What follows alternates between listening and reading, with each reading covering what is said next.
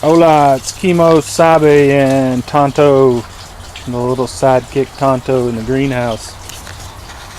It is February the 18th. Afternoon time here. It's about, I just came home a little early to try to mess around. Let's see, we're at 4:30, so left about 30 minutes ago from Marietta. And I came home to fool with some of this stuff I set up this morning. Make sure it's going to be alright. These guys, these are my Glacier Tomatoes that I bought the seeds from Pikes. You can see them there. They got good leaves coming on them. These guys are a Swiss strain. They're from Europe, Switzerland. Cold weather hardy type tomato. They're a slicer, like a big cherry, I guess you put in your salads you get at restaurants. Set up this little drip system. I'm gonna have some issues here. I'm either gonna have to get a by the second timer or switch over to drip emitters. Right now I've just got it set for a minute at 9 o'clock, a minute at noon, and a minute at 3. But I'm just gonna hand water them until they get big enough to use that much water. Maybe once they put on a root and grow, 1 minute every 3 hours might do the trick. I've already got my grow training line set up and to the top there, so obviously I'm hoping for some good growth. I'm running, here's my strawberries over here. I'm checking my pHs and decided to go to constant flow, or at least from 8 in the morning till 8 at night. A plant doesn't eat at night, so, or when there is no sun to induce photosynthesis. So 12 hours there, you can see here they're starting to green up. The roots there, I trimmed those roots way back from what they were when I got the plants. I've got, I think, a dozen here. I put some in coconut down here. These are the early glow June bearers, but I've still got see about 25 more plants I've got to get in here. Probably about 2 months away before these guys can go outside. They're going to go to a garden of my buddies. I'll probably clone some of these, take cuttings. These are a cherry tomato here. You can see they're starting to make little cherries, so I'll keep those for cloning. They are flowering in here in February, so I'm just trying to get stuff set to where something will move out. And what I'm going to do, I know I made a video, I might have, about a second rail coming in. I was going to mount me some wood and blah blah blah. I'm going to just take me some conduit strapping and strap it to this and run it to that vertical, and probably have to use a 10-foot piece, and then I'm going to add in a T-fitting, or add a couple feet, so be right on about 12 feet, and have a T-fitting that'll tie in right here to a T-fitting. Give me about probably 13-14 inches in between them. They're probably going to be a little close on I think they're 8 inches there to the center of the hole, but you know, I think they're going to be alright, because I'm only going to get full sun from about 10 a.m. till 4, so I'm hoping it'll work out alright. Right now I'll get pretty good sun, but you know, it's February sun, not as intense. So that's what I got going on, and of course my lettuce bed's still going. I got some new stuff coming in, stuff I've pulled out, looking pretty good. These are Butter Crunch, red romaine. These are ruby leaf lettuce, mesclun, chard, whatever. I've been eating some peppers in here. They've been putting on, eating some of the bigger ones off. This is a cubanelle, and you can see there's thinking plenty there. Cilantro. And my beans never did anything. I do have some nice celery coming in. My beans flowered and never pollinated. I don't know if that was a temperature issue or a lack of pollination issue.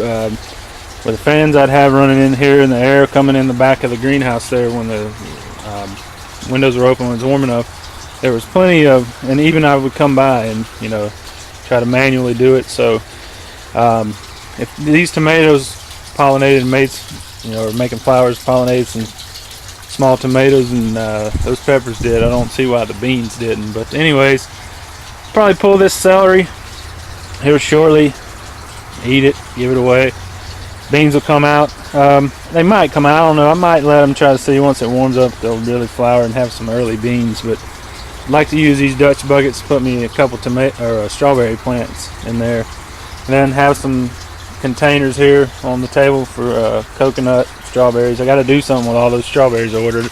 Shouldn't have ordered as many, but that's what I got going on. Once those things really put roots down, you can see my water level in there, and I've got it. Yeah, it's pretty close right here. I came in here on the weekend, and the pipe was tilted towards me a little more, so I was having quite a wet spot and developed in the floor, so I tilted it back. Once those strawberries really get putting on roots and growing, and then I'll place some more in here.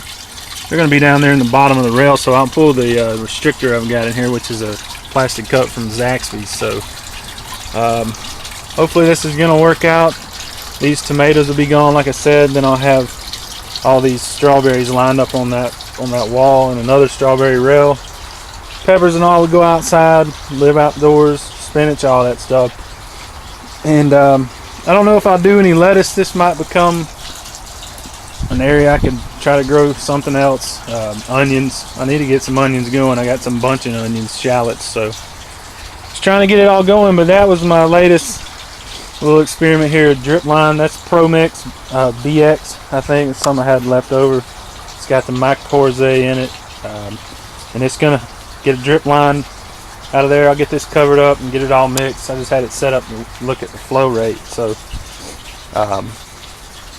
1 minute every 3 hours is probably going to keep it pretty wet, so I'll hand water until I need that kind of feed and moisture for summertime. So hopefully I can grow out these in here. I might add one more to the end. I've got some extra tucked up under there and capped on the main line, so maybe one more. I don't know if I'll be able to get in and out, but can probably move these back towards the rear some. But that's what I got going on. Just trying to keep stuff going, and should have plenty of nice tomato plants to plant over at a friend's house in his garden. Once probably about 2 months away from that, so I'm ready for them to go right now, so I can move forward with strawberries and move some stuff around. But check it out. Comments on this drip system, how to restrict. I thought about getting me an inline check ball like that one back there. I don't know if you can see, that's a 1/2 inch line, and this is 3/8 here. Just restrict the flow, cut it down about 1/4 of the way. Probably do something like that. I mean, I got money tied up in each little system, and I'm not getting anything out of them right now, so I don't want to keep just spending money. I did move my floor fan with a trusty old zip tie that you can't beat zip ties. I wish I'd have invented those, either that or Velcro, but just strapped it up here. I got a little bit of play in it. It will draw in some cool air, keep circulation.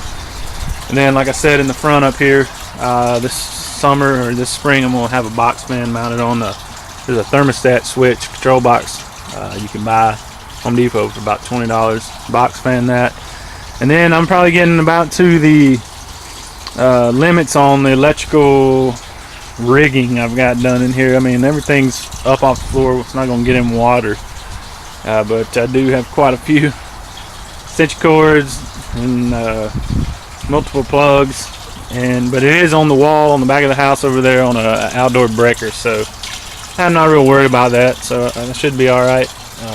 Another fan and everything else in here has already been running. I hadn't had any problems, so I don't think I'm gonna have any trouble with it. It's not like I'm running a 5,000 square foot greenhouse with induction fans and evaporative cooling. So that's what I'm worried about, though. Once it gets hot, is cooling this thing off. So hopefully I can get some airflow pushed through back here and then pulled out the front up here. So check out the video, suggestions, comments, ideas. I'm just going along with each experiment like everybody else. Thanks for watching.